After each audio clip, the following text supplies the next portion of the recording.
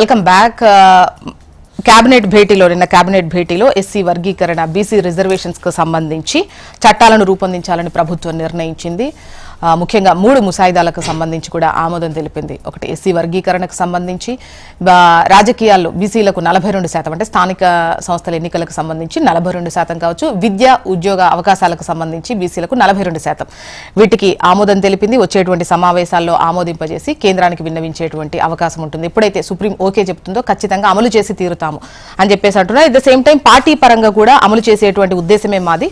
So అది తూచా తప్పకుండా పాటిస్తున్నాము అనేది చూపించేటువంటి ప్రయత్నం అనేది మాత్రం క్లియర్ గా తెలుస్తోంది. చిత్తశుద్ధి ఉంది అనేది దాంతోనే మేము ముందుకెళ్తున్నామని చెప్పేసి కాంగ్రెస్ అయితే చెప్తోంది. మరి మాట్లాడదాం ఎస్సీ వర్గీకరణ బీసీ రిజర్వేషన్ అంశాలకు సంబంధించి పార్టీల వర్షణ ఏ విధంగా ఉందో చూద్దాము. ప్రస్తుతం స్టూడియోలో మనతో పాటు ఉన్నారు దిలీప్ ఆచారి గారు, బీజేపీ అధికార ప్రతినిధి. నమస్తే అండి, welcome to the debate. Sunke Ravishankar గారు, మాజీ ఎమ్మెల్యే బీఆర్ఎస్ నుంచి. నమస్తే అండి, welcome to the debate. Preetham గారు, ఎస్సీ కార్పొరేషన్ చైర్మన్, కాంగ్రెస్ నుంచి. నమస్తే అండి, వెల్కమ్ టు ద డిబేట్. నమస్తే అండి. రవిశంకర్ గారు, ఏదో మాట ఇచ్చాము అన్నట్టుగా కాకుండా అన్ని పద్ధతిగానే ఫాలో అయినట్టుగా అనిపిస్తోంది. రకరకాల సర్వేలు చేశారు, అభిప్రాయాలు తీసుకుంటున్నారు. ఖచ్చితంగా మేము 42% ఏదైతే ఇస్తామని చెప్పామో ఇచ్చే దిశగానే అడుగులేస్తున్నామంటోంది కాంగ్రెస్. సో నిన్న ఆ డ్రాఫ్ట్లకు సంబంధించి కూడా ఆమోదం తెలిపింది కేబినెట్. మీరేమంటారు? సంతోషం అమ్మా.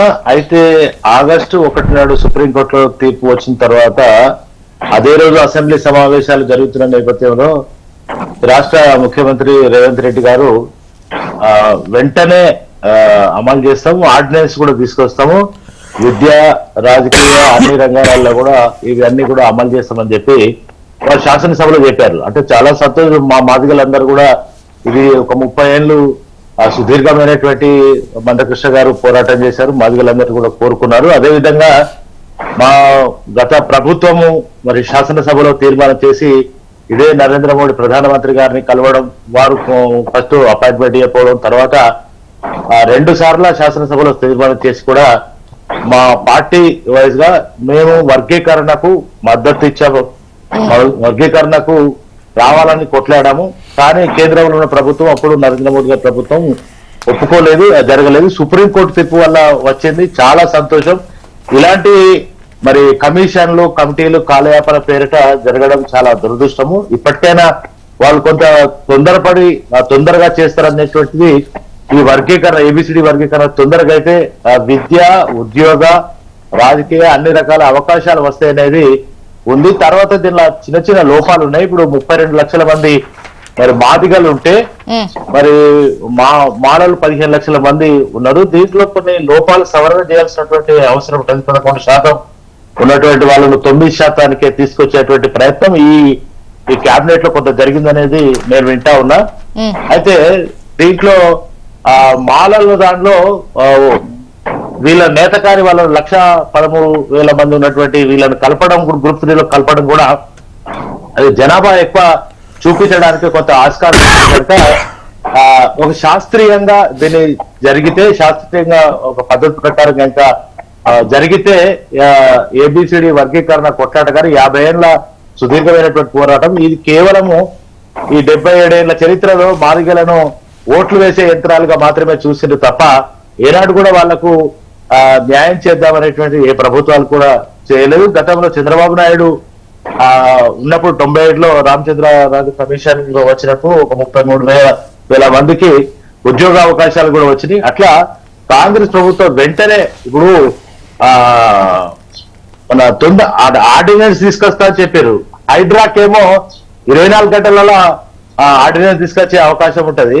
అదే ఈ ఏబిసిడి వర్గీకరణ మీద మరి రేవంత్ రెడ్డి గారు ఎందుకు తాత్సారం చేస్తున్నారు? కమిషన్ల పేరిట కమిటీల పేరిట కాలయాపన చేస్తున్నారు. కానీ ఇది వెంటనే అమలు జరగాలని, అమలు చేస్తే కాంగ్రెస్ అంటుంది మేము వచ్చిన తర్వాత ఆల్మోస్ట్ మిగతా వాళ్ళకన్నా కూడా మేమే కాస్త త్వరగా వీటిపైన అడుగులు వేస్తున్నాము, మేమే ఇంకా తొందరగా చేస్తున్నామన్న అదిలో ఉన్నారు. ఆల్రెడీ దేశంలో 2-3 రాష్ట్రాలు అమలు చేస్తున్నాయి. మా హర్యానా కానీ ఇంకా మిగతా రాష్ట్రాలు వెంటనే అమలు చేస్తున్నాయి. ఆల్రెడీ అక్కడ అమలు అవుతున్నది.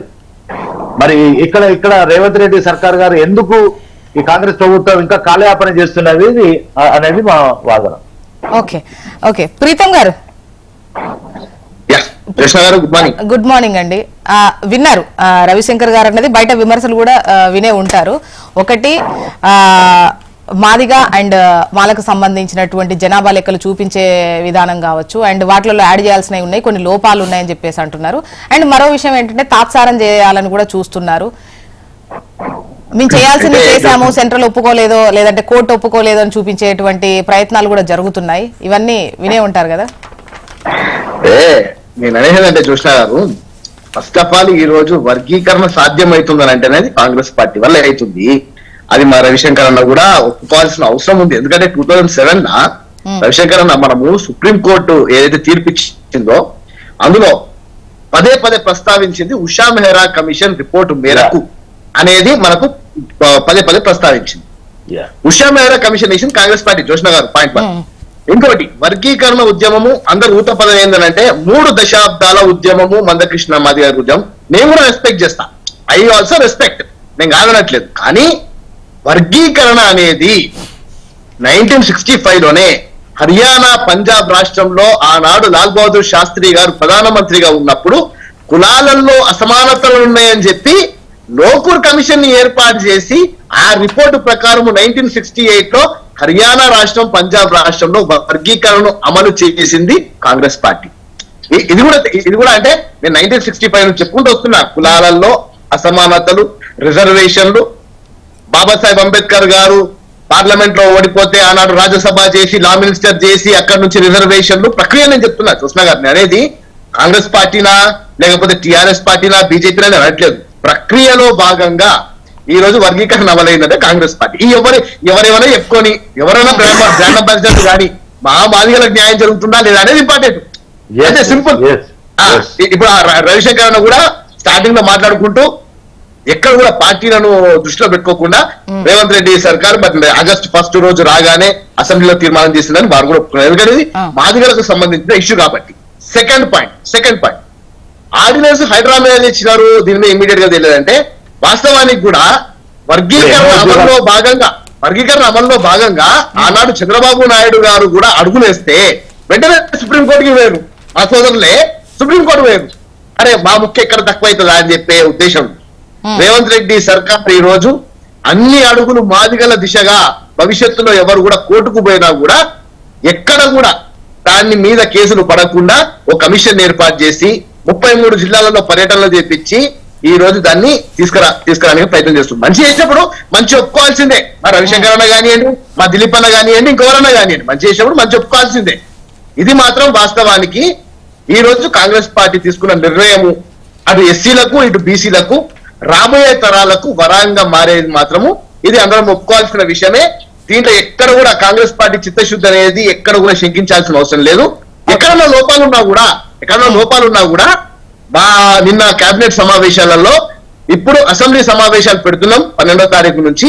అందులో కూడా మధ్యలో విరామం తీసుకొని అన్ని పార్టీలు కలిసికట్టుగా ఏ విధంగా అయితే తమిళనాడులో ఎంత గొడవ ఉన్న అన్నా డిఎంకేకి మధ్యలో హిందీ భాష మీదనే కానివ్వండి, వాళ్ళ రిజర్వేషన్ల పెంపు మీదనే కానివ్వండి, వాళ్ళు మొత్తం తమిళనాడు ఏకంగా పోయి ఢిల్లీలో ఏ విధంగా అయితే ఫైట్ చేస్తుందో ఆ విధంగా తెలంగాణ రాష్ట్రం నుంచి 12వ తారీఖు నుంచి జరగబోయే అసెంబ్లీ సమావేశాలలో అఖిల పక్షము ఢిల్లీకి పోయి కూర్చొని కేంద్ర ప్రభుత్వం మెడలు వంచి ఎట్టి పరిస్థితులలో మన తెలంగాణ వాసులకు, మన బీసీ బిడ్డలకు, మన ఎస్సీ బిడ్డలకు రిజర్వేషన్లు పెంచుకునే ప్రయత్నంలో టీఆర్ఎస్ ని వెప్పకపోతాం, ఇక్కడ ఉన్న బీజేపీని కూడా కలుపుకపోతాం. బరాబర్ వాళ్ళు వస్తే మంచిది, కేంద్ర ప్రభుత్వంలో వాళ్ళ బాస్ దగ్గర మార్కులు పోతే అంటే రాకపోతే వాళ్ళ ఇష్టం. తెలంగాణ ప్రజలలో మామూలుగా మిగిలిపోతాం. ఓకే, దిలీప్ ఆచార్య గారు. గుడ్ మార్నింగ్ అండి జ్యోత్స్న గారు, మీకు అదేవిధంగా కో ప్యానలిస్టులకి. పెద్దలు చూస్తూ ఉన్నారు, చాలా అద్భుతమైన చర్చ హెచ్ఎంటీవీ ద్వారా జరుగుతూ ఉన్నది. ఈరోజు తీర్మానం చేసిండ్రు, క్యాబినెట్లో తీర్మానం చేసిండ్రు, అసెంబ్లీ వేదికగా మొత్తం మేము తీర్మానం చేసి కేంద్రానికి పంపిస్తా ఉంటున్నాము. శుభం భూయాత్, మంచి జరగాలని కోరుకుంటున్నాము. దాంట్లో మేము కూడా లాభార్థులమే, మేము కూడా కావాలని కోరుకుంటున్నాము. అయితే ప్రీతం గారు చాలా విషయాలు చెప్పారు. 1965లో వర్గీకరణ జరిగింది, హర్యానాలో మేము అమలు చేసినాము అని చెప్తా ఉన్నారు కదా. 1965 నుంచి ప్రీతం గారు మీకు తెలియాల్సిన విషయం ఏంటంటే 1965లో తెలంగాణలో అంటే ఉమ్మడి ఆంధ్రప్రదేశ్లో కూడా కాంగ్రెస్ పార్టీ ప్రభుత్వమే ఉన్నది. మీ చిత్తశుద్ధి అట్లా ఉన్నది. అన్న అప్పటికి ఇంకా ఆంధ్రప్రదేశ్ ఫామ్ కాలేదన్న. అప్పుడు 1965 హైదరాబాద్ రాష్ట్రంలో 1965 హైదరాబాద్ రాష్ట్రంలో 31 కులాలు మాత్రమే ఉండే, 59 ఉపకులాలు లేకుండా నేను ఏమంటున్నానంటే 31 మాత్రమే ఉండే హైదరాబాద్ సంస్థానంలో. ఓకే, మీరు చెప్పిండ్రు అన్ని విషయాలు. తర్వాత వచ్చిన డిమాండ్ ప్రకారము మీరు ఎక్కడ యాక్ట్ చేసిండ్రు, ఎంత చిత్తశుద్ధితో యాక్ట్ చేసిండ్రు అనే విషయాన్ని నేను మీకు గుర్తు చేస్తా ఉన్నా. అయితే మీరు మొత్తం క్రెడిట్ మొత్తం కాంగ్రెస్ పార్టీకి, కాంగ్రెస్ పార్టీ చిత్తశుద్ధితో ఉంది వర్గీకరణ మీద అని అంటే మేము ఖచ్చితంగా దాని విషయంలో ప్రజల విజ్ఞతకు వదిలిపెడతాము. ఎస్పెషల్లీ విజ్ఞులైన మాదిగ సోదరుల పైన వదిలిపెడతాము. నరేంద్ర మోడీ గారు ఈ దేశ ప్రధానమంత్రి అయిన తర్వాత మన పరేడ్ గ్రౌండ్స్కి వచ్చి ఇక్కడ మాదిగ సోదరుల మధ్యలో నిలబడి నేను ఖచ్చితంగా దీన్ని అమలు చేసే బాధ్యత భుజాలకు ఎత్తుకుంటా అన్న తర్వాతనే దాని లోపల చలనం వచ్చింది. క్రియాశీలకంగా కేంద్ర ప్రభుత్వం ప్రవర్తించింది, సుప్రీంకోర్టులో అఫిడవిట్ దాఖలు చేసింది, దాని తర్వాత తీర్పు వచ్చింది. దాని తర్వాత ఈ రోజు వేగంగా ఒడిఒడిగా అడుగులు పడతా ఉన్నాయి. మీరు ఎన్ని రకాలుగా చెప్పినా దీనికి పూర్తి కర్త కర్మ క్రియ మాదిగ సోదరుల తరపున పోరాటం 30 సంవత్సరాల పోరాటం చేసిన మందకృష్ణ మాదిగ గారికి దక్కుతుంది. దానికి చేయూతనిచ్చిన అండగా నిలిచిన భారతీయ జనతా పార్టీ నరేంద్ర మోడీ గారి ఈ దేశ ప్రధానమంత్రి గారికి దక్కుతుంది. మీరు ఎన్ని అవునన్నా కాదన్నా మాకేం అభ్యంతరం లేదు. మీరు క్రెడిట్ తీసుకోండి, మాకేం అభ్యంతరం లేదు. భారతదేశంలో ఒకటే సెకండ్ జ్యోతిష గారు, ఒకటే సెకండ్. నేను అనేదంటే భారతదేశంలో అందరికంటే ఎక్కువ సమానతలు ఉన్నది ఉత్తరప్రదేశ్ రాష్ట్రం, బీహార్ రాష్ట్రం, గుజరాత్ రాష్ట్రంలో. అక్కడ ఎందుకు అమలు చేయట్లేదు మరి నాకు అర్థం కాదు. అన్ని విషయాలు చెప్పండి, మాకేం అభ్యంతరం. దేశం గురించి చెప్పండి, ఉత్తరప్రదేశ్ గురించి చెప్పండి, బీహార్ గురించి చెప్పండి, అన్ని రాష్ట్రాల గురించి చెప్పండి. తెలంగాణ గురించి ప్రత్యేకంగా మాట్లాడుకుందాం. తెలంగాణలో మేము ఇప్పుడు జరుగుతున్న మేము ఇప్పుడు జరుగుతున్న ఈ కార్యక్రమం తెలంగాణలో ఇప్పుడు జరుగుతున్న ఈ కార్యక్రమాన్ని మేము ఎక్కడ కూడా వ్యతిరేకించట్లేదు. మేమే భుజాలకెత్తుకున్నాం. మాదిగ వర్గీకరణ ఎలాంటి అవాంతరాలు లేకుండా జరగాలి. దానికి మేము ఇంకొక విషయాన్ని కూడా ఇక్కడ తెలంగాణ ప్రజలకు చెప్పదలుచుకున్నాం. ఎస్పెషల్లీ బీసీ బిడ్డలకు చెప్పదలుచుకున్నాం. క్రిమి లేయర్ కావాలని చెప్పి కమిషన్ రికమెండ్ చేసింది. కానీ మాదిగలు మాలలు అందరూ కలిసి వ్యతిరేకించారు అసెంబ్లీ వేదికగా. క్రిమి లేయర్ విధానం వద్దు అని చెప్పి ఆ ఐక్యత బీసీ బిడ్డల మధ్యలో కూడా రావాల్సిన అవసరం ఉన్నది. తెలంగాణ ప్రజల లోపల, తెలంగాణ బీసీ బిడ్డల లోపల కూడా అలాంటి ఐక్యత రావాల్సిన అవసరం ఉన్నది. అయితే మేము ఏమంటున్నామనంటే, మీరు తీర్మానాలు చేసి కేంద్రానికి పంపిస్తాం, కేంద్రం మెడల్ వంచి కేంద్రమే సానుకూలంగా స్పందించి సుప్రీంకోర్టులో అఫిడవిట్ వేసి దీనికి వేగంగా అడుగులుగా కదపడం కోసం క్రియాశీలకంగా ఉంటే ఇంకా కేంద్రం మెడల్ ఉంచడం ఏంది? ప్రధానమంత్రి గారు అన్ని రాష్ట్రాలకు విజ్ఞప్తి చేసిండు. ప్రధానమంత్రి నరేంద్ర మోడీ గారు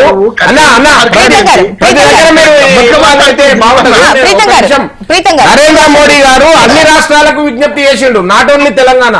సుప్రీంకోర్టు తీర్పు వచ్చిన తర్వాత అన్ని రాష్ట్రాల పరిధి లోపల మీ రాష్ట్రాల లోపల తీర్మానాలు చేయండి. ఈ కార్యక్రమం ఎప్పుడో జరగాల్సి ఉండే, ఇప్పటిదాకా వెనుకబడి ఉన్నాము, ఇప్పుడు జరపండి అని చెప్పి నరేంద్ర మోడీ గారు విజ్ఞప్తి చేసిండ్రు. పార్టీలకు అతీతంగా, రాజకీయాలకు అతీతంగా విజ్ఞప్తి చేసిండు. మీరు అవునన్నా కాదన్నా పార్టీ, మీరు కాంగ్రెస్ పార్టీలో ఉన్నాడు. నరేంద్ర మోడీ గారు చేసిన గొప్ప పనిని మీరు ఎట్టి పరిస్థితుల్లో ఎప్పుడు కూడా ఏ వేదిక మీద కూడా ఒప్పుకోరు. కాబట్టి ఇప్పుడు ఒప్పుకుంటారని మేము ఆశించడం మరి అత్యాశ అయిపోతుంది. కనుక మాకేం అభ్యంతరం లేదు. మీరే క్రెడిట్ తీసుకోండి, రేవంత్ రెడ్డి గారి క్రెడిట్ తీసుకోండి, కాంగ్రెస్ పార్టీ క్రెడిట్ తీసుకోండి. తెలంగాణలో మీరు అమలు చేయండి. మేము స్వాగతిస్తున్నాం అని చెప్తున్నాం కదా, మేము అడ్డంకులు సృష్టిస్తలేము, మేమే స్వాగతిస్తున్నాము. ఈ దిశగా వేగంగా ముందుకు అడుగులు వేయడం కోసం మేము ఎక్కడ కూడా తాత్సారం చేయడం కోసం ప్రయత్నం చేస్తలేము. మేము ఖచ్చితంగా అమలు చేయాలని కోరుకుంటున్నాము. అమలు కావాలని మేము కూడా పోరాడుతా ఉన్నాం. భారతీయ జనతా పార్టీ ఖచ్చితంగా మాదిగ రిజర్వేషన్ దానికి మద్దతు తెలిపింది. నరేంద్ర మోడీ గారు వచ్చిన తర్వాత మందకృష్ణ మాదిగ గారిని ఒకే వేదిక మీదకి తీసుకొని వచ్చి మాదిగల సమక్షంలో మేము ప్రకటన చేసినాము. ఇది న్యాయమైన డిమాండ్. ఎక్కడ కూడా వేరే వాళ్ళ హక్కులు కావాలి, మాకు వేరే వాళ్ళ హక్కులు హరించి మాకు హక్కులు కల్పించాలని చెప్పి ఎక్కడ డిమాండ్ చేయలేదు. న్యాయమైన డిమాండ్ కాబట్టి ఈ రోజు అందరి మన్ననలను అందుకుంటుంది ఈ డిమాండ్ ని. దీంట్లో రాజకీయాలు అవసరం లేదు. ప్రీతం గారు, మేము ఖచ్చితంగా చెప్తా ఉన్నాము. బారసా నాయకులు కూడా అదే చెప్పిండు. బీఆర్ఎస్ పార్టీ నాయకులు కూడా అదే చెప్తా ఉన్నారు. మేము స్వాగతిస్తా ఉన్నాం అని చెప్తున్నాం. భారతీయ జనతా పార్టీగా మేము స్వాగతిస్తా ఉన్నాం. దీన్ని అమలు చేసే విధంగా మేము ముందుకు పోదాము. దీంట్లో రాజకీయాలు అవసరం లేదు.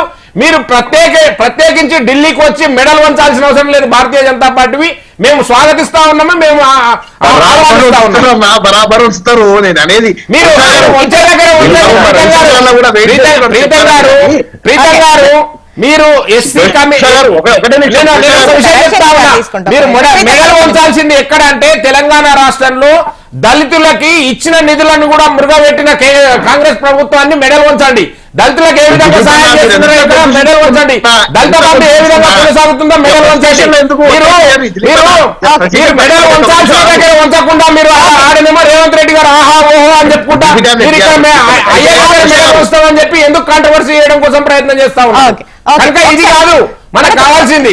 చిత్తశుద్ధి ఎక్కడ అంటే ఎక్కడైతే అంతిమంగా నిలబడి ఉన్నాడో, ఇప్పుడు వర్గీకరణ ద్వారా ఏం జరగాలని కోరుకుంటున్నా, అంతిమ వరుసలో ఎవరైతే నిలబడి ఉన్నాడో అభాగ్యుడు, ఆ అభాగ్యునికి ఫలాలు అందాలనే కదా. ఆ అంతిమంగా నిలబడ్డ అభాగ్యునికి ఫలాలు అందాలంటే ఈ రాష్ట్ర ప్రభుత్వం చిత్తశుద్ధితో ఉండాలి. ప్రీతం గారి చిత్తశుద్ధిని నేను శంకిస్తలేదు, మీ నిజాయితీని శంకిస్తలేదు. రేవంత్ రెడ్డి గారి చిత్తశుద్ధిని శంకిస్తా ఉన్నా, కాంగ్రెస్ పార్టీ చిత్తశుద్ధిని శంకిస్తా ఉన్నా. రవిశంకర్ గారి వర్షం తీసుకుందాం. ఆయన కొంచెం ఏదో పని ఉంది అని చెప్పేశారన్నారు. రవిశంకర్ గారు మీరు చెప్పాలనుకున్నది చెప్పండి. అమ్మ, ఒకటి వెంటనే అమలు జరగాలనేది దళితులు ఎదురు చూస్తా ఉన్నారు. ఇది జరగాలి, వెంటనే దానికి కట్టుబడి ఉండాలి, తాత్సారం చేయొద్దు. దానిలో చట్టపరమైన కొన్ని లోపాలు ఉన్నాయి. ఆ లోపాలను సవరిస్తే చాలా మంచిది. ఉదాహరణగా మీకు నేను చెప్పాను, నాటకాన్ని కులం వాళ్ళు గ్రూప్ 3లో కలపాలని ఒక ప్రయత్నం, మాలను ఎక్కువ చూపించేటువంటి పరిస్థితి ఉన్నది. కానీ 11% ఉన్నటువంటి ఈ రిజర్వేషన్ సరిపోక 9% బాధితులకు అక్కడ అన్యాయం జరిగేటువంటి అవకాశం అనేది నమ్మరు. రేవంత్ రెడ్డి సర్కార్ కి ముందుగా బాధితులన్నా దళితులన్నా చాలా చిన్న చెప్పు. ఎందుకంటే అంబేద్కర్ కు 14th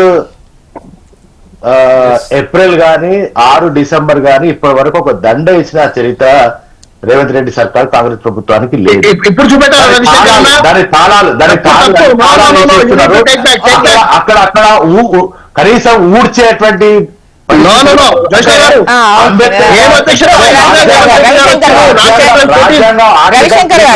తెలంగాణ వచ్చింది. ఎలా నేను ఎమ్మెల్యేగా ఉన్నా, ఎలా మా తమ్ముడు ఆయన భిక్ష, అంబేద్కర్ గారి భిక్ష, అంబేద్కర్ గారి ఆలోచన విధానాన్ని అమలు చేసింది కేసీఆర్ గారు. 125 అడుగుల ఎత్తు విగ్రహాన్ని ఇవాళ పెడితే కనీసం అక్కడికి పోయే కాంగ్రెస్ నాయకులు లేడు. దాన్ని రవిశంకర్ గారు ఇప్పుడు బీసీ రిజర్వేషన్ దానికి సంబంధించి ఈ రెండిటే మాట్లాడండి. బీసీ రిజర్వేషన్ అమ్మ, వాళ్ళు రేవంత్ రెడ్డి గారు చెప్పినటువంటి అంశం ఏంటంటే మేము అసెంబ్లీలో తీర్మానం చేస్తామన్నారు, ఇప్పుడు చేస్తా అంటున్నారు. ఈ నెలలో జరిగేదాన్ని చేస్తూ చేయాలనే బీసీలు అందరూ కూడా ఎదురు చూస్తున్నారు. 45 వాళ్ళు కామారెడ్డి డిక్లరేషన్ అమలు చేయాలనేది బీసీలు అందరూ కూడా కోరుకుంటున్నారు. మానస కూడా దానికి 100% సపోర్ట్ చేస్తా ఉన్నది. మా కవితక్క మాట్లాడుతాను, మా రామన్న మాట్లాడుతాడు, మా హరీష్ అన్న చెప్తున్నారు, కేసీఆర్ గారు చాలా స్పష్టంగా చెప్పారు. కనుక ఇది రాజ్యాంగ సవరణ చేయాల్సినటువంటి అవసరం ఉంటుంది. కేంద్రం ఆమోదం చేయాల్సినటువంటి, నాట్ ఓన్లీ తెలంగాణ రాష్ట్రం, ఒక తెలంగాణ రాష్ట్రంలోనే 42% రిజర్వేషన్ తీసుకురావడము ఏ విధంగా సాధ్యమవుతుంది అనేది ముఖ్యమంత్రి గారు ఆలోచించాల్సిన అవసరం ఉన్నది. నెంబర్ 2, అయితే మేము పార్టీ పరంగా రిజర్వేషన్ ఇస్తాం. పార్టీ పరంగా అంటే టికెట్లు ఇస్తారని చెప్తున్నారు. టికెట్లు ఇవ్వడం కాదు, 42% మీరు కామారెడ్డి డిక్లరేషన్ ఏదైతే ఉందో దాన్ని ఏ విధంగా అమలు చేస్తారో 100% మేము కూడా ఢిల్లీకి వస్తాం, మేము కూడా కేంద్రంతో కొట్లాడతాం. బరాబర్గా మరి వచ్చే విధంగా ఖచ్చితంగా దాన్ని పోరాటం చేద్దాం. కానీ అది ఏదైతే మీరు ఎన్నికల కంటే ముందు చెప్పినటువంటి అంశాన్ని సీరియస్ గా ఫస్ట్ చట్టబద్ధత తీసుకురావడం కోసం అసెంబ్లీలో తీర్మానం చేసి కేంద్రానికి పంపించాలని చెప్పి నేను కోరుతాను, డిమాండ్ చేస్తాను. ఓకే, థ్యాంక్ యూ రవిశంకర్ గారు. మీరు ఏదో వర్క్ ఉందన్నట్టు చెప్పారు.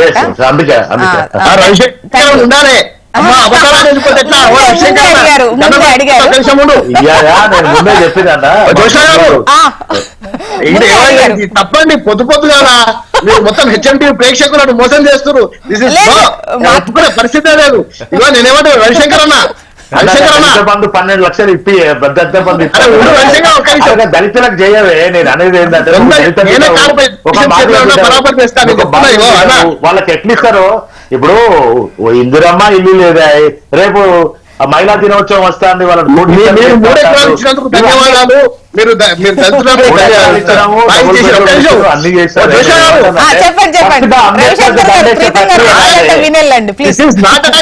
టోటల్ గా అక్కడ దిలీప్ అన్న అబద్ధాలు ఆడుతుంది, ఇక్కడ రవిశంకర్ అన్న అబద్ధాలు ఆడుతుంది. రవిశంకర్ అంబేద్కర్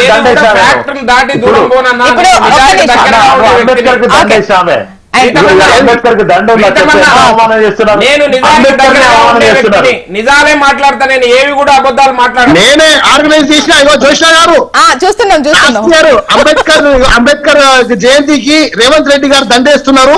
అక్కడ నేనే ఉన్నా. సెక్రటరేట్ పక్కన దేశ చరిత్రలో ఎవ్వరు పెట్టినంత విధంగా మన తెలంగాణ ఖ్యాతిని ప్రపంచంలో గొప్పగా పెట్టే విధంగా కేసీఆర్ గారు ప్రభుత్వం డబ్బులేనే, కానీ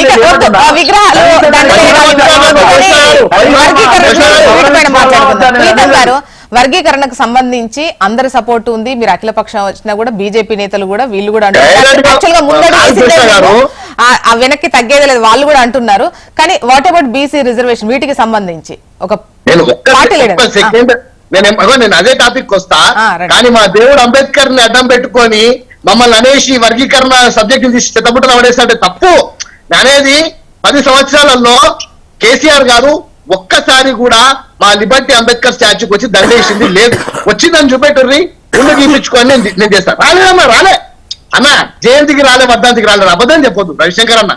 అయిపోయిందా? దాని తర్వాత వర్గీకరణకు సంబంధించి నువ్వు ఉండాలన్నా రవిశంకర్, నువ్వు ఎమ్మెల్యే ఉండే, నువ్వు దయచేసి నువ్వు ఏ రోజైతే మా రేవంత్ రెడ్డి గారు మా సంపత్ అన్న ఎమ్మెల్యేలుగా అసెంబ్లీలో కొట్లాడిరో ఇదే కేసీఆర్ గారు సర్కారు వాళ్ళని సస్పెండ్ చేసింది. ఈ మాట వాస్తవం కాదన్నా?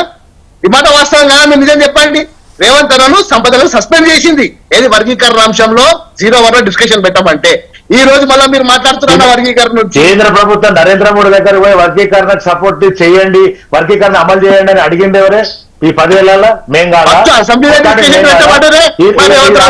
ఈ రాష్ట్రంలో తొలి ఉప ముఖ్యమంత్రి మా మాదిగకు మా రాజన్నకి ఇచ్చుకున్నది వాస్తవం కాదా?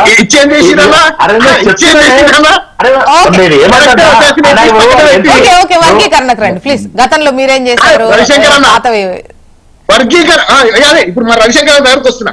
వర్గీకరణ అమల్లో భాగంగా కాంగ్రెస్ పార్టీ మా పార్టీలో మేము దిలీప్ భాయ్ సిద్ధంగా ఉన్నాం. ఒక మంత్రి అని ఉండాలి, మన బిడ్డ ఒక మంత్రి రవిశంకర్ అన్న ప్రభుత్వంలో ఉన్నాడా అని అడుగుతున్నా. నువ్వు ఒక్క నిమిషం రవిశంకర్ అని అడుగుతున్నా. మా పార్టీలో మేము అమలు చేస్తాం. మీ పార్టీలో కనీసం పార్టీ ప్రెసిడెంట్ మీ కేసీఆర్ ఉంటాడు, వర్కింగ్ ప్రెసిడెంట్ మీ కేటీఆర్ ఉంటాడు. ఎందుకో రవిశంకర్ అన్న ఒక మాదిగని తీసుకొచ్చి ఎందుకో వర్కింగ్ ప్రెసిడెంట్ చేయరే? ఎందుకో చెయ్యరు. కాంగ్రెస్ పార్టీ బీసీ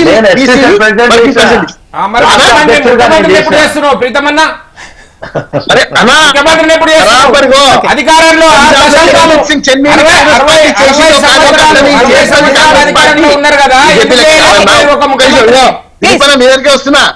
దిలీపన్న, వర్గీకరణకు సంబంధించి నేనేమంటున్నా, పక్క రాష్ట్రంలో ఉన్న మోచి గాని ఆ పక్క రాష్ట్రంలో ఉన్న మా చమారు గాని అందరూ కూడా మేము కుటుంబ సభ్యులమే, అందరూ మాదిగానే. ప్రతి ఒక్క చోట అసమానత ఉంది.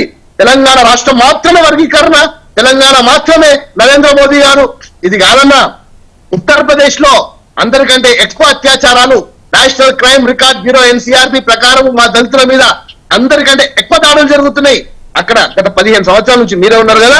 మరి వర్గీకరణ అక్కడ మాత్రం నరేంద్ర మోదీ గారు అమ్మమ్మ లేదు, కాదు, కూడదు. ఎందుకు? అక్కడ BSP నుంచి మీకు సపోర్ట్ కావాలి, మీకు అక్కడ మీకు మిగతా కులాల నుంచి సపోర్ట్ వెళ్ళిపోతుందన్న భయము, చిరాగ్ పాస్వాన్ మిమ్మల్ని వదిలిపోతాడని భయము, ఈ రోజు మీ ప్రభుత్వం ఎక్కడ సంకటంలో పడుతుందని భయము. ఇక్కడ మాత్రం వర్గీకరణ పేరులో బాధ్యతల ఓట్లు రావాలి.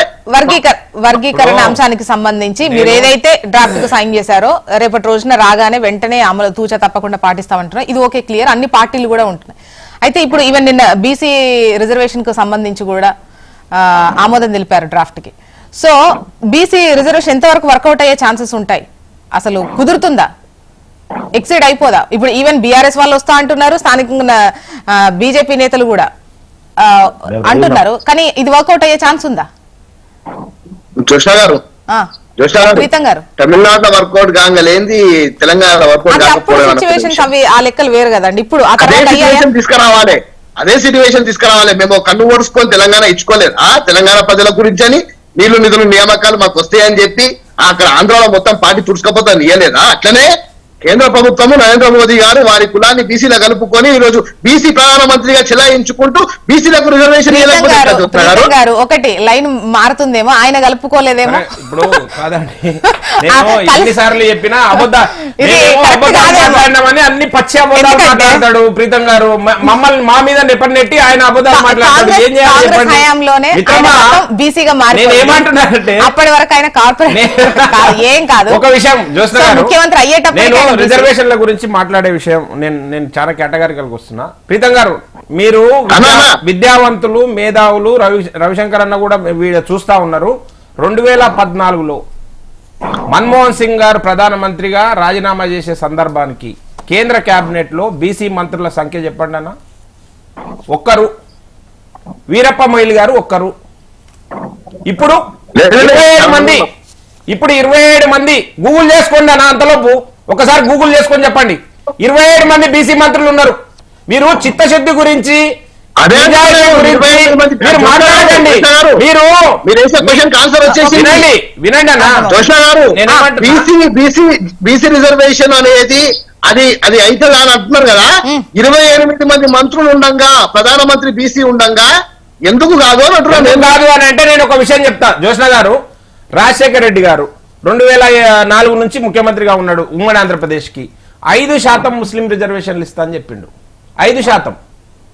అప్పుడు కాంగ్రెస్ పార్టీ ప్రభుత్వం, యూపీఏ ప్రభుత్వం ఢిల్లీలో ఉంది. ఢిల్లీలో రిజెక్ట్ చేసిర్రు. 5% రిజర్వేషన్లు సాధ్యం కాదు, ముస్లిం మత రిజర్వేషన్లు అని చెప్పి. ఎందుకు అప్పుడు చిత్తశుద్ధి ఉంది కదా. ముస్లింల మీద అపారమైన ప్రేమ ఎట్లాగో కాంగ్రెస్ పార్టీకి ఉంటుంది. నేను 5-4 కాదు ప్రీతం గారు, నేను విషయం మీకు అర్థం కావాలని చెప్తా ఉన్నా. మీరు 9th షెడ్యూల్లో పెట్టి ఇప్పియలే. ఇప్పుడు 9th షెడ్యూల్లో పెట్టాల్సిన అవసరం ఉంది. 50% క్యాప్ ఉంది, రిజర్వేషన్ క్యాప్ ఉంది. 9th షెడ్యూల్లో పెట్టాలి. 9th షెడ్యూల్లో పెట్టి ముస్లిం రిజర్వేషన్లను 4% నుంచి 5% ఎందుకు పెంచలేకపోయారు? ఇక్కడ రాజశేఖర రెడ్డి గారు కాంగ్రెస్ ప్రభుత్వము, అక్కడ యూపీఏ ప్రభుత్వం సోనియా గాంధీ గారు ఆధ్వర్యంలో, మన్మోహన్ సింగ్ గారు ఆధ్వర్యంలో ఎందుకు ఇప్పియలేకపోయారు? కనుక మేమేమంటున్నామనంటే, మీరు ఎన్ని రకాలుగా మీరు తీర్మానాలు చేసి తూతూ మంత్రంగా తీర్మానాలు చేసి రన్నింగ్ మీరు మాట్లాడేటప్పుడు మీరు ఎంతసేపు అన్నా మాట్లాడితే నాకు అభ్యంతరం లేదు. నేను మాట్లాడేటప్పుడు జనాలకు పోనీ. ప్రీతం గారు, అన్నిటికీ మీరు ఇప్పుడు ఒక్క నిమిషం, మీరు అన్ని నోట్ చేసుకోండి, ప్రతిదానికి మీ సమాధానం తీసుకుంటాను. ఓకే, నేనేమంటున్నా తూతూ మంత్రంగా మీరు తీర్మానాలు చేసి ఎవరి మీద దోషిగా నిలబెట్టడం కోసం, మీరు రాజకీయంగా ఈడ లబ్ధి పొందడం కోసం మేము పార్టీ పరంగా ఇస్తాం. ఒకవేళ రిజర్వేషన్లు కేంద్ర ప్రభుత్వం అమలు చేయకపోతే, ఆమోదించకపోతే మేము పార్టీ పరంగా ఇస్తాం. ఇచ్చిర్రా మొన్న పార్టీ పరంగా? ఎవరికి ఇచ్చిర్రు? ఒక ఎమ్మెల్సీ స్థానం, నిన్నమన్నా ఓడిపోయిన ఎమ్మెల్సీ స్థానం, సిట్టింగ్ ఎమ్మెల్సీ స్థానం ఉన్నది, ఓడిపోయింది. ఎందుకు మీకు కర్రగాల్చి వాత పెట్టినా ఇంకా మీకు అర్థమైతలేదు? తెలంగాణ ప్రజలు మిమ్మల్ని నమ్ముతలేరు. మిమ్మల్ని ఎక్కడ నమ్ముతా ఉన్నారు? మూడు ఎమ్మెల్సీ ఎన్నికలు వస్తే రెఫరెండం అని చెప్పారు కదా గొప్పగా. 7 ఏడాది పాలనకు రెఫరెండం అని చెప్పిండు రేవంత్ రెడ్డి గారు. ఏది మీ రెఫరెండం? ఇప్పుడు ఏం చెప్తారు? ఏం సమాధానం ఉంది మీ దగ్గర? మూడింటికి 3 ఓడిపోయారు. 2 దగ్గరలో మేము గెలిచినాం. బీఆర్ఎస్ పార్టీ పోటీ చేయలేదు. పోటీ చేసిన కాంగ్రెస్ పార్టీ ఓడిపోయింది. మీ రెఫరెండం, మీరు అధికారంలో ఉన్నారు. అధికార పార్టీ, ముఖ్యమంత్రి, మంత్రులు, ఎమ్మెల్యేలు, డబ్బు, అధికార దుర్వినియోగం, ఇన్ని ఏమైపోయినాయి? తెలంగాణ ప్రజల మనసు మార్చలేదు. ఎందుకు అని అంటే మీరు ఈ రోజు తెలంగాణ సమాజము అదేంటి పెనం మీద నుంచి వచ్చి పొయ్యిలబడ్డ ఎన్ని రకాల అబద్ధాలు పెట్టినా కానీ ఈ తెలంగాణ సమాజం నమ్మదు. మేము భారతీయ జనతా పార్టీ చిత్తశుద్ధి గురించి ఈ తెలంగాణ సమాజం అర్థం చేసుకున్నది కాబట్టి మమ్మల్ని నక్కువ చేర్చుకుంటున్నారు, ఆదరిస్తా ఉన్నారు. ప్రీతం గారు సమాధానం చెప్పండి. జోష్ణ గారు, నేనేందంటే ఆకలేసేటప్పుడు అన్నం పెడుతుంటే బిర్యానీ ఎందుకు పెట్టలే, చికెన్ ఎందుకు పెట్టలే, మటన్ ఎందుకు పెట్టలే? 5% రిజర్వేషన్ చెప్పినాం జోష్ణ గారు. అందులో 5% రిజర్వేషన్ అమలు కావట్లేదు అన్నప్పుడు 4% తీసుకొచ్చా. అంటే ఆ చిత్తశుద్ధి ఉండాలంటున్నాను నేను మీకు ఒకటి ప్రామిస్ చేసినప్పుడు ఆ ప్రామిస్ ని నెరవేర్చుకునే ప్రయత్నం చేయాలి. ఈ రోజు కూడా ఎస్సీ ఎస్టీ డిక్లరేషన్ కి సంబంధించి నేనే ఎస్సీసీఎల్ అధ్యక్షుడిగా ఉండే ఆ రోజు పార్టీకి. ఇప్పుడు ఎస్సీసీఎల్ అధ్యక్షుడు నేనే, ఎస్సీ కార్పొరేషన్ చైర్మన్ నేనే. ఆ రోజు దళిత డిక్లరేషన్ లో చాలా క్లియర్ గా వర్గీకరణకు సంబంధించి మేము మాట ఇచ్చినాం, ఆ మాట నిలబెట్టుకుంటున్నాం. బీసీలకు సంబంధించి మాట ఇచ్చినాం, ఈ రోజు నిలబెట్టుకుంటున్నాం. ఏంటంటే మా దిలీప్ అన్న కానివ్వండి, లేకపోతే సోకాల్డ్ సీనియర్ బీజేపీ నాయకులు కానివ్వండి, తెలంగాణ రాష్ట్ర ప్రజలకు మేలు జరిగే క్రమంలో పార్టీలకు అతీతంగా మనము మన వర్గాలకు నిల్చోవాల్సిన అవసరం ఉంది. ఈ రోజు రేవంత్ రెడ్డి గారి ప్రభుత్వం ఏదైతే చేస్తుందో దాన్ని హర్షించి, ఏమైనా తప్పులు లోపాలు ఉంటే అసెంబ్లీ సెషన్స్ కూడా వస్తున్నాయి, తప్పకుండా మీ ఎమ్మెల్యేలతోని ఏమైనా తప్పులు ఉంటే వాటిని సవరించే ప్రయత్నం అసెంబ్లీ సాక్షిగా చేయాల్సిన అవసరం ఉంది. ఎస్సీ ఎస్టీ బీసీ మైనారిటీ బిడ్డలను తెలంగాణ రాష్ట్రం ఏదైతే కోరుకొని తెచ్చుకున్నామో వారికి ఆ కళ నెరవేర్చే ప్రయత్నంలో ఆ భాగంలో గత 10 సంవత్సరాలలో అణచివేయబడ్డ కులాలను పైకి తీసుకురావాల్సిన అవసరం ఉంది. దిలీపన్న కానివ్వండి, నేను కానివ్వండి, మా రవిశంకర్ అన్న కానివ్వండి, అందరూ చేయాల్సిన అవసరం ఉంది. ఇప్పుడు నిన్న కేబినెట్ కి సంబంధించి కేబినెట్ లో వర్గీకరణ సంబంధించి ఆల్మోస్ట్ అలా ఒక ముసాయిదా బిల్లును పాస్ చేసినట్టే. ఆల్మోస్ట్ బీసీలకు సంబంధించి మా మొత్తం రాష్ట్రం కేబినెట్ ఆమోదం తెలిపినట్టే. సో దీనికి సంబంధించి బీజేపీ కూడా ఏం చేయాలని అంటే తప్పకుండా వారి కేంద్ర ప్రభుత్వంలో ఇక్కడ మాదిగలను పూర్తి స్థాయిగా, మాదిగలే కాదు ఉపకులాలు, మరి ముఖ్యంగా ఉపకులాలలో మాత్రం చాలా సమానతలు ఉన్నాయి. అసలు మా బుడగ జంగాలను ఎవ్వరు పట్టించుకోరు, ఇంకా చిన్న చిన్న కులాలను ఎవ్వరు పట్టించుకోరు. వారికి కూడా ఇక్కడ లాభాలు జరిగే అవకాశాలు ఉన్నాయి. వెంటనే కేవలం తెలంగాణ రాష్ట్రం కాకుండా ఉత్తరప్రదేశ్ మరియు పెద్ద పెద్ద రాష్ట్రాలు, గుజరాత్ లాంటి రాష్ట్రాలు రాబోయే ఎన్నికలలో మన బీహార్ రాష్ట్రంలో కూడా వర్గీకరణ అమలు చేయాలని చెప్పి డిమాండ్ మా దిలీప్ అన్న లాంటి వాళ్ళు చేయాల్సిన అవసరం ఉంది. ఎందుకంటే దళితుడు ఎక్కడున్నా దళితుడే, వాడు ఉత్తరప్రదేశ్ లో దళితుడే, మహారాష్ట్రంలో దళితుడే. అది ఫస్ట్ పాయింట్. సెకండ్ పాయింట్, రిజర్వేషన్ల పెంపుకు సంబంధించి తమిళనాడులో ఆనాడు ఆ పరిస్థితులు ఉండే, ఈనాడు ఈ పరిస్థితులు ఉండే. తప్పకుండా కేంద్ర ప్రభుత్వము ఏదైతే సౌత్ ఇండియాకి సంబంధించి మరీ ముఖ్యంగా ఏదైతే వీళ్ళు అటు ట్యాక్స్లకు సంబంధించి కూడా పూర్తి స్థాయిగా మాకు తక్కువ చేస్తున్నారో వాటిని సంబంధించి ఇక్కడ మాకు ఇచ్చే రూపాయికి 40 పైసలే ఇస్తున్నారు. ప్రీతం గారు ఇప్పుడు ఎంత ఇస్తున్నారు? ఒక్క నిమిషం దిలీప్ గారు, ఎంత ఇస్తున్నారు? ఇవన్నీ ఈ లెక్కలు పక్కన పెడితే ముఖ్యంగా ఈ బీసీ రిజర్వేషన్ కు సంబంధించి ఒకవేళ పార్టీ పరంగా అయినా కూడా ముందుకెళ్తాము అని అంటున్నారు. అంటే ఖచ్చితంగా మీరు సెంట్రల్ కు విన్నవించినా కూడా ప్రస్తుత పరిస్థితుల్లో అన్ని రాష్ట్రాలను కూడా ఒకే విధంగా చూసేటువంటి అవకాశం ఉంటుంది. ఇప్పుడు తెలంగాణకు ఓకే అని చెప్పేటువంటి సిచ్యువేషన్స్ ఉన్నాయని అనిపించట్లేదు. ఎట్ ద సేమ్ టైం కోర్టుకు వెళ్ళినా కూడా 42% రిజర్వేషన్ ఇవ్వడము అనేది యాక్సెప్ట్ చేస్తుంది, ఓకే అంటుంది అనేది కూడా క్లియర్ గా లేదు. సో ఒకవేళ తేలినా ఇప్పట్లో తేలే అంశం అయితే కాదు. At the same time party పరంగా ఇస్తాను అని అంటే, సో ఇప్పటి వరకు ఇచ్చినటువంటి పదవుల లెక్క కావచ్చు, ఇకపై ఇయ్యబోయేటువంటి లెక్క కావచ్చు, వచ్చేటువంటి ఎమ్మెల్సీ స్థానాలకు సంబంధించి కావచ్చు, ఇలా ఓన్లీ స్థానిక సంస్థల ఎన్నికల వరకైనా, ఆల్మోస్ట్ స్థానిక సంస్థల ఎన్నికలంటే బీసీల హవా బాగానే ఉంటుంది. సో ఏంటి పార్టీ పరంగా అంటే మంత్రి పదవులు వీటన్నిటికి సంబంధించి రేపొద్దున మంత్రివర్గ విస్తరణ ఉంటే ఏం చేస్తారు? ఇస్తారా? నమ్మొచ్చా? ఇది మిగతా పార్టీల నుంచి మీ వైపు వస్తున్న మాకొచ్చే 4 ఎమ్మెల్సీలలో ఒకటి ఎస్సీ, ఒకటి ఎస్టీ, ఒకటి బీసీ మేము ఆల్రెడీ డిసైడ్ చేసుకున్నాం. ఈ రోజు ముఖ్యమంత్రి గారు ఢిల్లీకి వెళ్తున్నారు, జోష్నా గారు. అదే విధంగా పార్టీ పదవులలో కూడా బీసీకి సంబంధించి ఆల్రెడీ పిసిసి ప్రెసిడెంట్ అయినారు. ఇప్పుడు వర్కింగ్ ప్రెసిడెంట్ కూడా ఒక ఎస్సీకి, ఒక ఎస్టీకి ఇచ్చే ప్రయత్నం కూడా ఆల్మోస్ట్ మా నూతన ఇన్ఛార్జ్ మీనాక్షి నటరాజన్ గారు చాలా క్లారిటీ చేసినారు. కులాలకు సంబంధించి ఏదైతే ముఖ్య మెయిన్ సీనియర్ నాయకులు ఉన్నారో వాళ్ళకి ఇచ్చే ప్రయత్నం కూడా చేస్తున్నారు. నేనేంటంటే ఈ రిజర్వేషన్ పెంపు అనేది అది చాలా కీలకమైన సబ్జెక్టు జోష్నా గారు. నేను ఎందుకు మళ్ళా ఆ ట్యాక్స్ల పరంగా ఎందుకు తీసుకొచ్చిందంటే, ఇక్కడ అవమానం జరిగింది, కనీసం రిజర్వేషన్ అన్న కానీ న్యాయం జరుగుతుంది అనేది ఒక ఆలోచన. ఇప్పుడు మీకు మొత్తం దేశవ్యాప్తంగా ఆనాడు హిందీ ఉద్యమం పెద్దగా అయినప్పుడు మేము అసలు హిందీని దేశ భాషగా మేము పరిగణించమని చెప్పి తమిళనాడులో ఓ తీర్మానం చేసుకొని ఇప్పటికి కూడా వాళ్ళు వాళ్ళ రాజ్యం చెలాయించుకుంటారు. తెలంగాణ రాష్ట్రము మొత్తం సౌత్ ఇండియాలో అందరికంటే ఎక్కువ ట్యాక్సులు కట్టే రాష్ట్రము. ఈ రోజు తెలంగాణ అనేది ఒక హబ్, దేశానికి ఒక హబ్ అంటున్నా నేను. సో అన్నప్పుడు మనం బీజేపీ పరంగా తప్పకుండా వాళ్ళు ఈ వాదన నేను రెండు అంశాలు చెప్పదలుచుకున్నానండి ప్రీతం గారి ద్వారా ఈ రాష్ట్ర ప్రజలకి, లేదనుకుంటే కాంగ్రెస్ పార్టీకి, ఈ ప్రభుత్వానికి 2 అంశాలు చెప్పదలుచుకున్నాం. మీరు 42% రిజర్వేషన్ల తీర్మానం అసెంబ్లీలో ఆమోదించి కేంద్రానికి పంపిస్తామని చెప్తా ఉన్నారు. మీరు చేసిన కులగణన సర్వే తప్పుల తడక అని చెప్పి ఇక్కడ ఉండే బీసీ మేధావులు, బీసీ సంఘాలు, మీ పార్టీకి సంబంధించిన మదియాష్కి గారు, తీర్మాన్ మల్లన్న గారు, సరే ఆయన అంటే సస్పెండ్ చేశారు కాబట్టి ఆయన ఇప్పుడు మీ పార్టీకి సంబంధం లేదు కాబట్టి అందరూ అసంతృప్తి వెలగక్తా ఉన్నారు. ఆ కులగణన తప్పుల తడక, రాజ్యాంగంలో లేని, షెడ్యూల్లో లేని 10% ముస్లిం బీసీలను తీసుకొని వచ్చి 56% అని చెప్పి కొత్తగా ఒక వంటకం తయారు చేసి ఆడికి పంపిస్తూ ఉంటే అది కేంద్రానికి అర్థం కాదు, సుప్రీంకోర్టుకు అసలుకే అర్థం కాదు. అంటే వీళ్ళ చిత్తశుద్ధి ఉందనంటే ఇది అమలు కాకూడదు, 42% బీసీల రిజర్వేషన్లు అమలు అయితే మా పీఠాలు కదులుతాయనేది వీళ్ళందరికీ తెలుసు, ఈ అగ్రనాయకత్వానికి. ఇప్పుడు ఇంత అద్భుతమైన ముచ్చట్లు చెప్తా ఉన్నారు కదండి, మేము ఇస్తాం, పార్టీ పరంగా ఇస్తాము, ఒకవేళ రిజర్వేషన్లు కేంద్ర ప్రభుత్వం అమలు చేయకపోతే మేమే అమలు చేస్తాం, రాష్ట్ర ప్రభుత్వం ద్వారా ఇక్కడ అమలు చేసి చూపిస్తామని చెప్తారు కదా. ఈ ఉట్టిగా ఎందుకు చెప్తారంటే ఇంత నిర్భయంగా ఎందుకు ఇంత అబద్ధం చెప్తున్నారో అర్థమైతలేదు. ఇప్పుడు కేబినెట్ ఉంది, మీ రాష్ట్ర కేబినెట్ ఉంది, ఎంతమంది బీసీ మంత్రులు ఉన్నారండి? జనాభా దామాష తేలింది కదా, 2 ఉన్నారు బీసీ మంత్రులు, 2 ఉన్నారు ఇక్కడ తెలంగాణలో. ఇంకేమో ఉన్నారు? ఎందుకు మీరు అంటే మంత్రివర్గంలో బీసీలు పనికిరారు, మీరు ఆల్రెడీ 33% రిజర్వేషన్ అమలు చేస్తా ఉంది కేంద్ర ప్రభుత్వం స్థానిక సంస్థల లోపల. మీరు కొత్తగా ఇచ్చేదేంది? 42% ఇస్తామా? ఇప్పుడు రేవంత్ రెడ్డి గారు పిసిసి ప్రెసిడెంట్ గా ఉన్నాడు. పిసిసి ప్రెసిడెంట్ గా ఉన్నప్పుడు ఏం చెప్పిండండి? నేను 33% అంటే దాదాపు 40 మందికి నేను ఎమ్మెల్యే సీట్లు ఇస్తా అని చెప్పిండు. ఇచ్చిండా టికెట్లు? 40 మంది ఎమ్మెల్యే టికెట్లు ఇచ్చిండా? కనుక మీరు అన్ని ఊకదంపుడు ఉపన్యాసాలు ఏది చూసినా తప్పించుకునేయడం కోసం ప్రయత్నం చేస్తారు, జనాలకి వినసొంపుగా ఉండడం కోసం మేము అవిస్తాము ఇవిస్తాం. ఏంది మీరు ఇచ్చుడు? మీరు కేబినెట్ లో ఇవ్వండి. అరే మీరు ఇవ్వరు, ఒక్కొక్కటి ఇస్తారంట, ఆ కులానికి ఒక్కటి ఇస్తారంట, ఈ కులానికి ఒకటి ఇస్తారంట. మరి ఆ కులానికి అన్ని ఎందుకు ఇస్తున్నారు?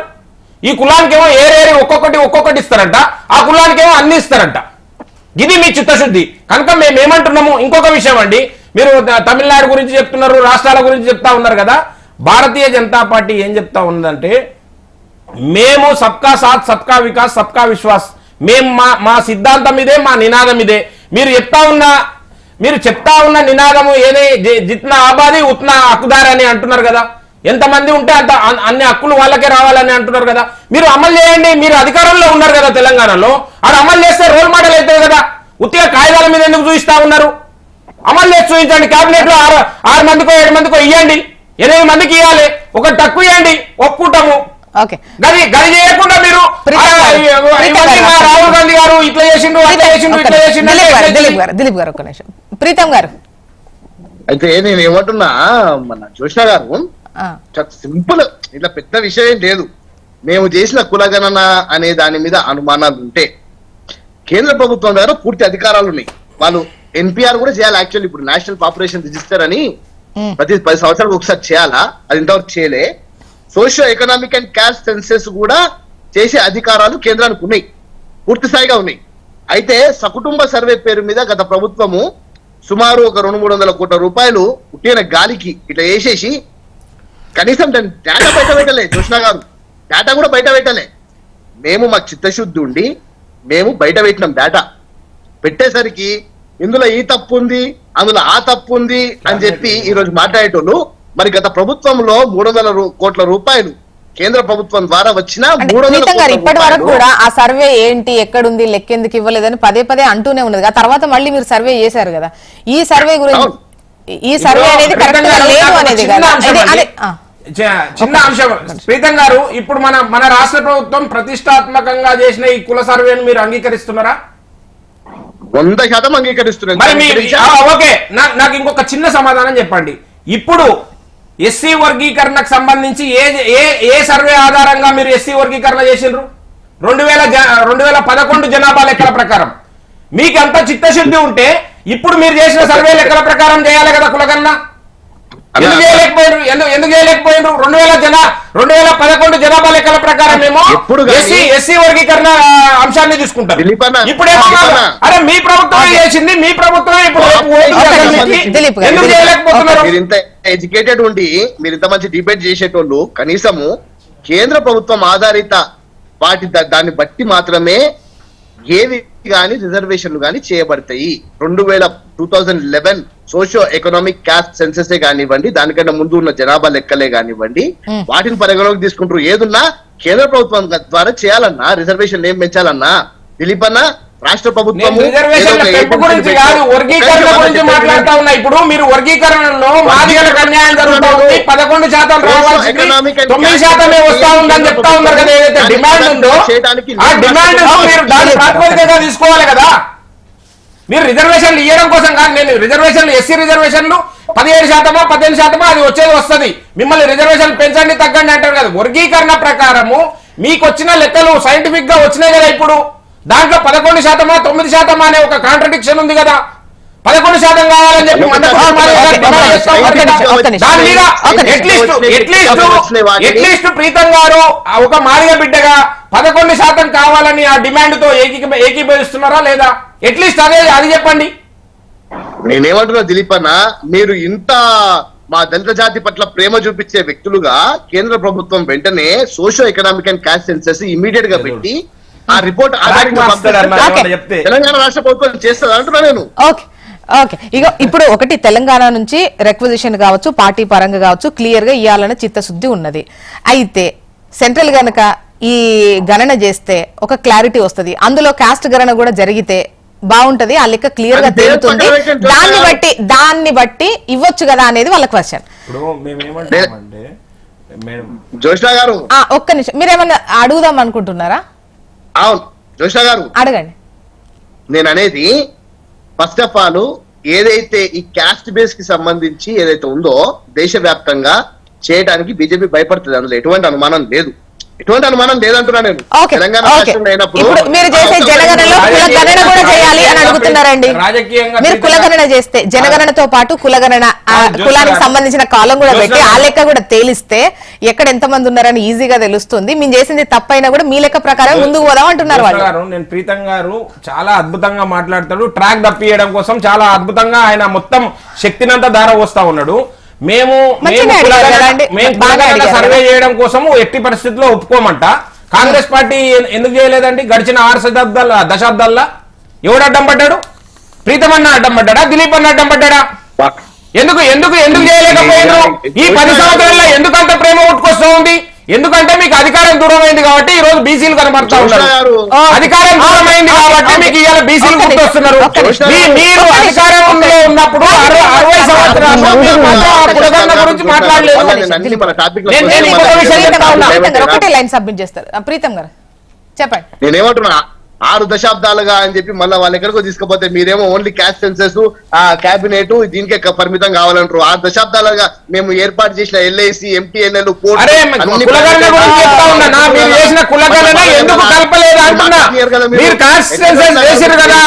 మీరు అధికారంలో ఉన్నప్పుడు కులగణన మీరు జనాభా లెక్కలు తీసిరు కదా. జనాభా లెక్కలు తీసిన సందర్భంలో ప్రీతమన్న వినండి. ప్రత్యేక సమావేశాలు పెట్టి మరి అది ఆమోదం తెలిపి సెంట్రల్ కు పంపుతారు, తర్వాత కోర్టు కూడా పంపుతారు. చూద్దామండి ముందు మళ్ళీ మాట్లాడుకునే అవకాశాలు చాలా ఉంటాయి. ఇది ఇక్కడతో అయిపోయింది ఏం కాదు. And thank you so much అండి ప్రీతం గారు అండ్ దిలీప్ ఆచార్య గారు. థ్యాంక్ యూ అండి డిస్కషన్ లో పాల్గొన్నందుకు. ఇది వాళ్ళ న్యూస్ అనాలిసిస్. చూస్తూనే ఉండండి హెచ్ఎం టీవీ. వార్త ఆగదు, నిజం దాగదు.